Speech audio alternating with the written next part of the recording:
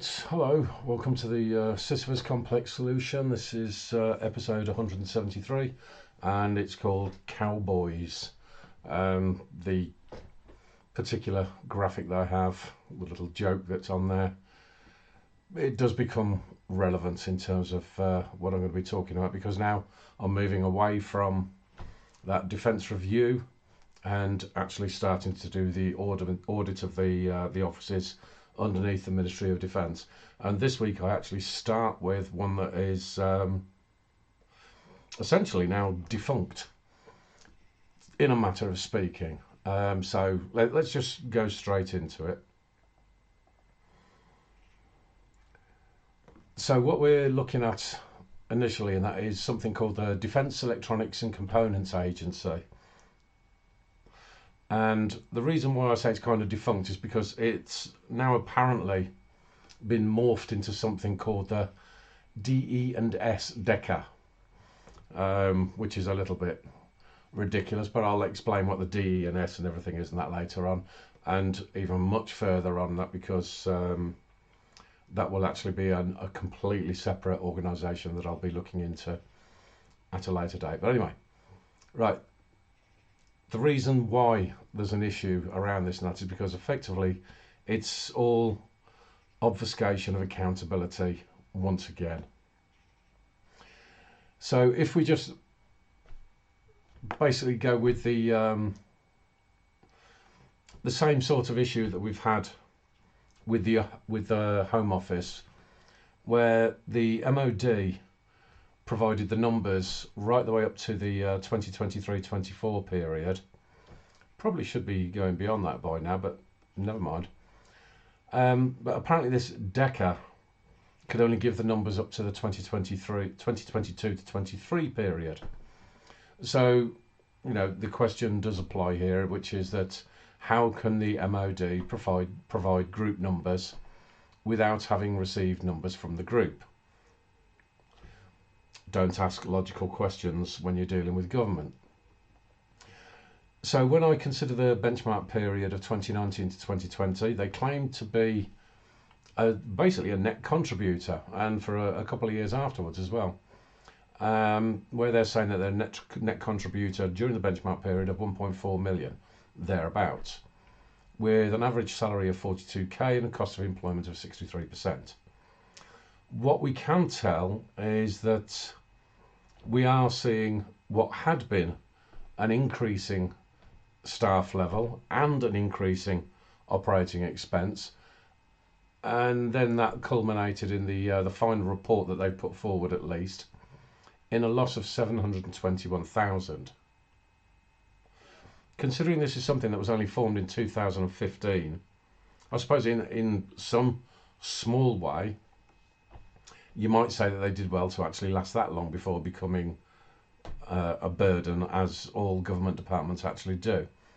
But in terms of one aspect, which is the common accusation around constant austerity, clearly no, that wasn't the case. And considering this was put in 2015, not really much of an indication of austerity there either. But there's more to this, which will kind of be divulged as I'm going forward. It won't be too long of an episode this time, but you'll get to have an understanding as to why what we're dealing with here is something of a falsehood. So when we get into the situation of what it is that they actually were originally supposed to do, also considering we're looking at something that had a maximum of about 433 staff, as per at least the last report that was available. I just don't get it I don't get what the purpose had been for this particular thing, or indeed why it was ever needed, because each arm of the military, so whether you're talking about Navy, Air Force, Army, whatever, they've always had their own maintenance units. And because they're claiming for like general equipment, and so not particular specialisation, though there was one particular part of specialisation that kind of saw the end of this. But I do fail to see why any of these maintenance units would want or need this organisation being put to interfere with them, or how 433 people have suddenly been able to cope with all of the equipment that, as the strategic review discloses, that we haven't already given away. I mean, it does actually make a bit of a joke in terms of the claim of repair and not replace, and that when you're just giving it all away to the Ukraine anyway. But I also can't help but notice this notion of them having inserted the word sustainable, which is always going to be a bit of a red flag, isn't it? So I'll kind of look to some of these details in a moment, in so much as that it's required, because it really isn't required that much. But essentially, when you're dealing with something where you've got the climatards involved, you know you're not going to be dealing with something that is competent, put it that way. So on the face of it, it looks like it is a complete waste of time right from the get-go, and probably did have ulterior motives. We'll see what happens in terms of the further developments that I then look towards in this DE&S. But they no longer obviously have a specific website for me to be able to have a look at some of the things that they were claiming. So basically what I've got to do here and that is look at the last available report and then understand what their proposition was on account of the fact that they are now defunct as well, in a manner of speaking. So we kind of get a bit of a better idea, and that from a couple of statements from the people that we need to identify that were a part of this organisation, and then the so-called values that they want to claim. So first we get this chairman called David Jones, Locker, who seems to think he's Gordon Gekko, and that our military is based on Wall Street somehow, because he wants to opine about the virtues of mergers and things like that. A little bit ridiculous. And then we get the chief exec, this Geraint Spearing. Issues around that guy, but never mind. He bemoans the closure, or what was the ending of the contract that has then led to a closure, of what had been a joint venture, or fundamentally the biggest part of this was something that had been put together in order to be able to maintain, in order to be able to obtain rather, a contract for maintenance for F-35s. So you're dealing with some serious shit right there. And this was done together with BAE Systems and Northrop Grumman. And they formed a company called Sealand Support Services Limited, of which old Geraint here was listed as a director. Not entirely sure, again, that is something that should be being enabled, but nevertheless, he has turned around and said within that particular report that that wonderful joint venture and, you know, the merger that everybody's supposed to be really excited about, apparently that negatively impacted Decca during the period of this report. I'll kind of come back to that a little bit, but then we get the claims of the purpose that are going to be a part of the main issue, really, where any repair that they do, they claim as being a saving against buying new. So immediately we're dealing with something that is very dubious. probably why it's had to shut down as well. But again, a little bit more on that later. Now, it's going to be a very dodgy area in and of itself, and I dare say a forensic audit would disprove most of the stuff that they would have wanted to try to present and sort of pat themselves on the back about. But looking at the values again, we can identify that you've got a standard model of the kind of government level infiltration insofar as how government has been run since, I still argue since 1992, but make up your own mind on that one. This is government interference in areas whereby, despite the fact that we can say that the military is actually directly under the auspices of government, it's a very different kind of operation. The bureaucratic mindset doesn't work well there. And so when they've turned around and included things like having the inclusion and working relationships with trade unions, then putting in yet more climate crap, and then yet more of the agile make shit up as you go along nonsense, and then this fundamental basis of an attempt to try to fake savings numbers,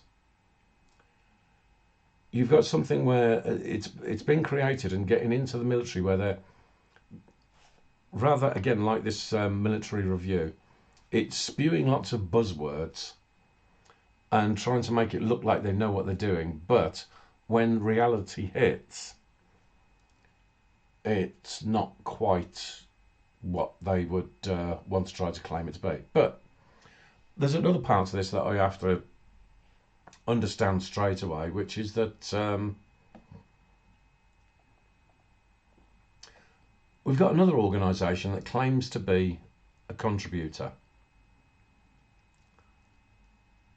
But when you're looking at something that the savings that they're claiming are based on revenues from the taxpayer again, when you calculate that out, it does actually mean that you're not looking at an organisation that is a net contributor by any stretch of the imagination. So like I said, it's one of these little scam operations that the government likes to do. Lots of smoke and mirrors and say, oh look, we've actually got positive numbers. You will have segments of the public that are really quite easy to con into thinking that this is something that is saving money, but the simple fact of the matter is it's not. When the revenue is coming from the taxpayer, it just does not work in that way. So let's go back to this big contract that they had. Now we can establish that just from what they've said, that on the face of it, there's a working model that doesn't actually belong in the military, and which is why I've got serious issues with what they've been saying in that strategy review. But the contract in question that they keep referring to in terms of this negative impact that they had, well,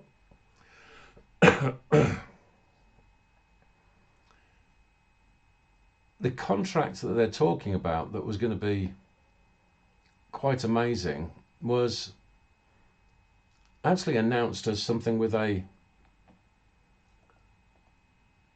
£500 million value benefit to the taxpayer in 2019, where the contract was going to start in 2020. So this is all about them turning around and going, yep, we've got this great contract, we've got the joint venture together, it's going to be worth this much money to the UK economy. Now, the revenues, as I've already demonstrated in terms of the financial statements from the periods of from the benchmark period until the final report, What I can say is that the revenues during those periods are absolutely nowhere near this value, and the total revenues, and not just including this one, but the actual total revenues never went above 30 million in a single year. And then this particular contract ended less than 3 years later. So if we also then can understand that, according to Companies House, this great joint venture that they created, this Sealand organisation, that also dissolved in January of this year. Now that doesn't happen unless there's a problem. And I can imagine that you get problems when you're trying to shove this bureaucracy and ideology into this joint venture, which then has to actually produce results for something that is going to be, something that is exceptionally expensive and something that you really don't fuck about with. This is really, when you're dealing with an F-35, whether that be the electronics or any of the other parts of that plane, you need to know what you're doing. Now, because that contract ended very, very swiftly and not delivering the value that they claimed it was going to be,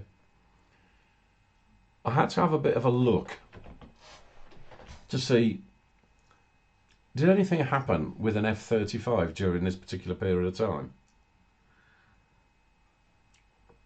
And there are a few options. But in terms of UK-centric operations, I suppose it does sort of raise a little bit of a question as to whether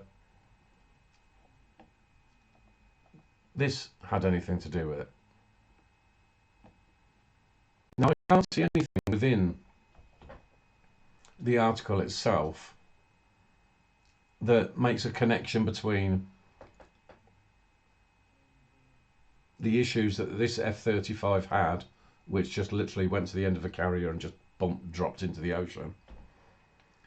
I can't make a connection between that and this repair service, but it could have been incompetence in some other area.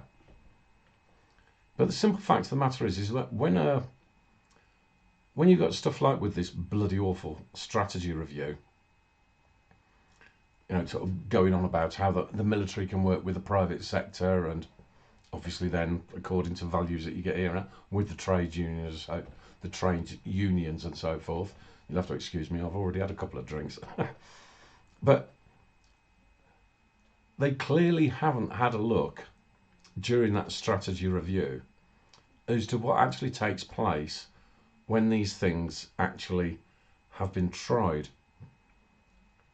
Because, like I say, that contract ended early. This particular issue happened in the middle of that contract. Now, looking at the rest of the available report, there's literally nothing of substance within it. Nothing that anybody could turn around and say, well, this is actually worthwhile doing. And the fact that this office has now been sort of shifted over to this DE&S, that basically means Defence Equipment and Support. I'll be looking at that one at a later date, and that because the listings, the way that it was, as I showed in episode 171, it means that I'll be running through that one a little bit later on in the day. But the fact that this has had to close down and their so-called amazing merger and venture and all the rest of it no longer exists, I mean, it was indeed a complete failure.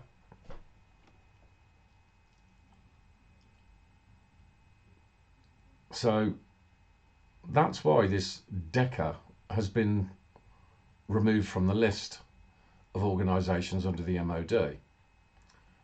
But according to their military strategy review, no lessons were learnt here at all. They like to put out the bravado of going, oh, we've won this £500 million contract.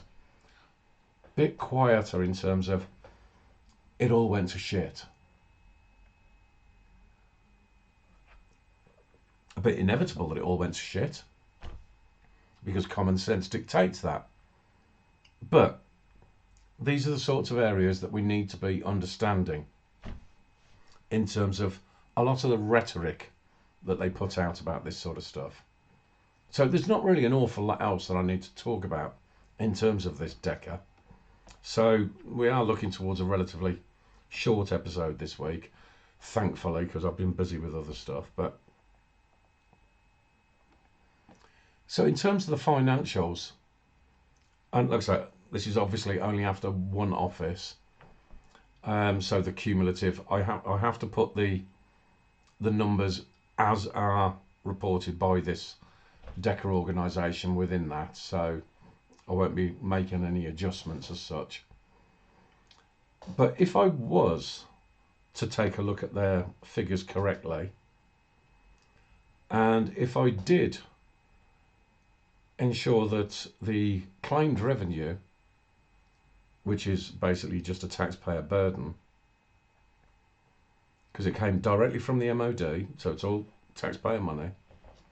If I was to have taken that revenue out for the benchmark period, what actually would have happened is you'd have had a loss of 24 million. So this sort of stuff is, I keep on coming across it. Whenever I do demonstrate it. It's something that people need to be paying attention to, because they do like to try to pretend that they're doing better than they are. So obviously in terms of policies, I mean, I've put the Decker into abolish, but it's basically already been abolished, so it doesn't really matter. But it is something that we need to understand. It's a kind of a model as to what actual incompetent organisations, this public-private partnership type scenario, actually is. Leave maintenance to the people that actually know what they're doing. So, like I say, shorter episode than normal, but why not? Doesn't always have to go on for a long time. Sometimes a shorter one is good. The next organisation I'll be auditing is the Defence Science Technology Laboratory. Defence Science and Technology Laboratory. Apparently that one does still exist, so we'll see how scientific that one actually is in reality. So I don't think I'm going to go on for talking about other things, because I'm buggered. I'm buggered. It's been a long week and I've had a lot to do. So what I will do is leave it there. I'm not too sure if I'll be releasing a video during the week, as I have been recently, because I wanted to make sure that strategy review was out of the way as quickly as possible. And if I do end up doing an episode just once next week, as per what my normal schedule is, that will actually be the last one for a period of time, something like 5 or 6 weeks. But I'll give the precise details at that in that next episode. So if there isn't an episode up in the middle of the week, don't worry about it. There will be one by the end of the week, and then I'll explain what the schedule is going forward. Okay, so I think that'll do it. I'm out of here. All right, cheers. Have a good week. Bye-bye.